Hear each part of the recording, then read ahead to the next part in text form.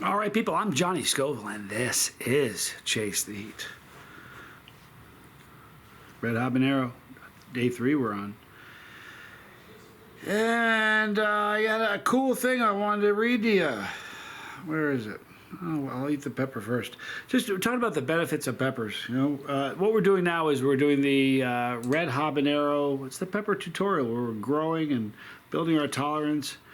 And what I'm doing is each time you can take as long as you want to finish. You know what I mean? To get to a point where you're eating a whole pepper. But the goal is to get to a point where you can eat a whole pod. Some people look at that and go, "Why would you want to do that?" But others go, "Yeah, I get it." So, if you're one of those people that go, "Yeah, I get it," it doesn't matter how many days it takes you to get to the point where you eat a whole pod. But the way I'm doing it, there's 5 videos in the series, and today we're on day 3. Habaneros are a great pepper, 1 to 300,000 depending on the heat. There's orange habaneros, there's red habaneros, there's red savinas. Many different kinds of habaneros, closely related to the Scotch bonnet, another great pepper. It's a unique pepper because it stings. Here, I'm going to eat this pepper. We're on day 3. What you do is you're writing down the taste of the pepper. This is a very good one.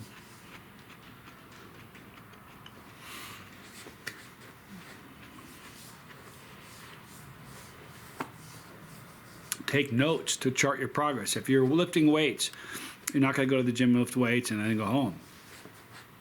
Well, you're going to actually, but I mean, you're going to take a mental note so you know how much you're lifting. And you may even take notes so you really can track it. You know what I'm saying? Runners, when I ran marathon, when I used to run, every day I'd run. I have the runner's log for my first marathon. It's pretty cool to read it every single day. When I was done, I'd say what the run was like, how far I went, the time it took. So with this, we're writing down what this aroma was, what we prepped with. First of all, start at the beginning. What we prepped with.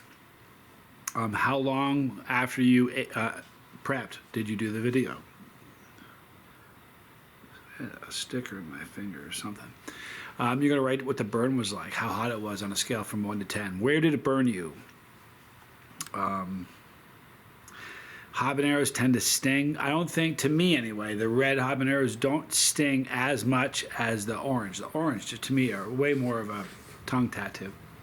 But burns, it has a stinging quality. Anyway, you got to write down how long the burn lasted, and what your overall feelings were. And then by the time we get to the 5th, then you're gonna get to a point where you can eat a whole one. And once you have gotten to a point where you can eat an entire pepper, repeat what you did on the first day, and compare the difference. It'll be really much more noticeable when you write it all down. But that was a delicious pepper. It was very, very tasty. It's fruity. Maybe 6 out of 10 for fruitiness. It really was lovely. There was no earthy tones. It was not.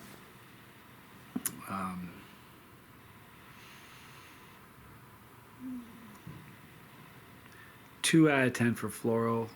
There was no bitterness. It was just a beautiful pepper. No smokiness, obviously. Lovely. Let's get from 1 to 10. For me, maybe a 1. Maybe. It's the end of the pod season. My tolerance is pretty high. So I'm being generous. But, put down what your score is. It doesn't matter what your score is. It doesn't matter if you suffer through it. It's a 10. You're doing it. And every time you eat peppers, I'm telling you, you're going to build your tolerance. So I got a top 10 list. You want to hear? Oh, let me give you that thing I was going to read to you. We talk about the benefits of capsaicin with physical. You know what I mean? It speeds up your metabolism, so it's a fat burner. Lots of vitamin C, so it's good for you. Boost your immune system. They're wonderful. Lots of serotonin, which helps you deal with things like frustration, anger, grief, depression, things like that. But how does it affect us mentally, huh? Is that a good question? Can peppers help us mentally? Well, listen to this. This is a study on peppers. It promotes long-term potentiation which is LPT, by activating the TRPV1 and inhibits long-term depression, LTD, in the hippocampus, resulting in an anti-stress effect. Big words and terms there. It releases our stress. It lowers our stress. It has a calming effect. Antidepressant. You gotta be kidding me.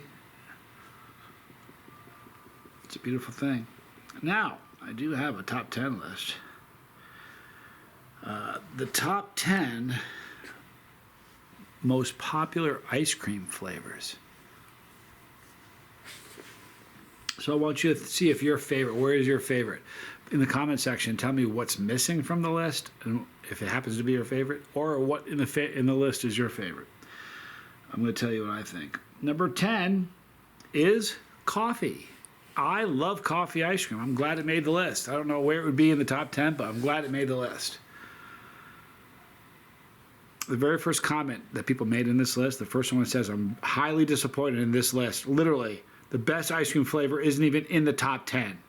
That's what it says. So let's see what we think. I think coffee deserves it. You can let me know in the comments. Number 9, Neapolitan. And when I was a kid, I think when you're a kid, it's a big deal. It's like, wait a minute, there's 3 flavors in one? It's your strawberry, your chocolate, and your vanilla. All in the same thing there, Neapolitan. When I was a kid, I'm like, Napoleon? What is that now? I don't know if I'd make that, I think just for nostalgia reasons, I can kind of see, because every kid, I think it's a kid thing. I don't know. Tell me if anybody else feels the same way I do. I don't think I've ever bought Neapolitan ice cream as an adult. In fact, I've never bought it as a kid. I've never bought it, period. But I still think it deserves to be in there. Number 8, Rocky Road. Man, a lot of people dig Rocky Road. I don't know. There's a couple chocolate ice creams I dig, but I really like vanilla-based ice creams. Number 7 is chocolate chip cookie dough.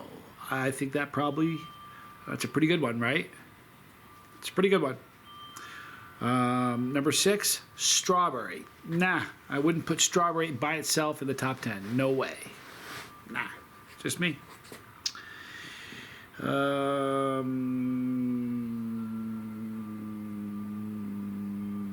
Here's the thing. I don't know. No. Number 5, cookie dough. Now, before it was chocolate chip cookie dough. This is just the cookie dough. And here's what I say about that. How in the world is cookie dough going to appear as number 5 on the list when chocolate chip cookie dough is going to get number 7? Flip-flop those two. You got to tell me it's better without the chocolate chips in there? Come on, this is a bunk list. Bunk. Bunk, I say.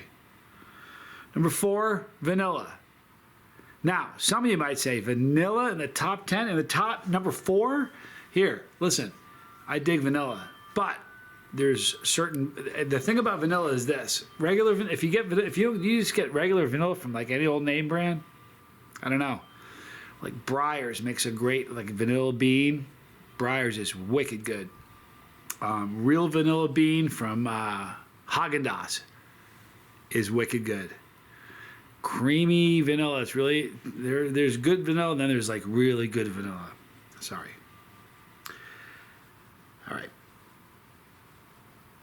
All right. Number 3, chocolate. Now, does anybody ever get plain old chocolate, or do we all get ice cream with stuff in it? Answer that. Do you guys ever get plain chocolate? Like, do you ever get plain old chocolate ice cream?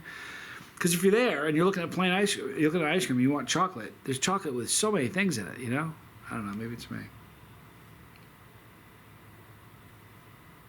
If you read the comments from people that commented on this list, for instance, this person says, chocolate ice cream is the only ice cream I eat. It's the best flavor because it's so simple. So simple. See that? The chocolatey flavor can really be highlighted unless you don't like chocolate. This is a win-win, they say. Yeah, I dig chocolate, but I want something in there with it. I don't know. Number 2, mint chocolate chip. Now, I'm a huge fan of mint chocolate chip. I think it deserves to be in the list. I'm not sure number 2, though. I haven't looked at number one. I haven't looked at this list, by the way. Isn't this weird? What do you think number one is? I don't know about that. No. Cookies and cream, number one. The best ice cream flavor, cookies and cream. Who agrees with that one? If you agree with that one, please let me know in the comments. It's good flavor, for sure. You think it's better than chocolate chip cookie dough? Forget about it. So here are my favorites.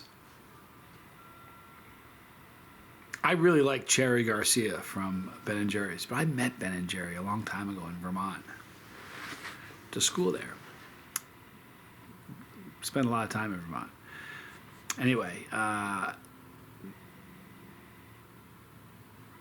Cherry Garcia is a wicked good ice cream, so that's one of my favorites. New York Super Fudge Chunk is probably, that was my dad's favorite ice cream. That's in my short list, top 5. New York Super Fudge Chunk is unbelievable. In fact, I want to go get some. I'm going to get some today. What else do I like? No, excuse me. Vanilla Swiss Almond is the one I'm talking about. That's my New York Super Fudge Chunk is good, but Vanilla Swiss Almond from Haagen-Dazs is probably my rum raisin is good too, but Vanilla Swiss Almond is my ultimate favorite ice cream. If you've never had it from Haagen-Dazs, you gotta go try. If you like that, let me know in the comments. There should be a bunch of good comments to have. That was a weird list. I don't know. Some belong there, some don't. Mocha's nowhere in the scene. Are you kidding me? Mocha's not there. You have chocolate. You have coffee. You know, throw the two of them together a little bit and throw a little mocha that way. Come on. I don't like that top 10 list. I don't. The more I think about it, Neapolitan doesn't deserve to be in that list. Yeah, it doesn't. Let me know what you think. In the description box, you're going to see a link for all the normal stuff. You know the deal. Hey, I'm Johnny Scoville, and this was Chase the Heat.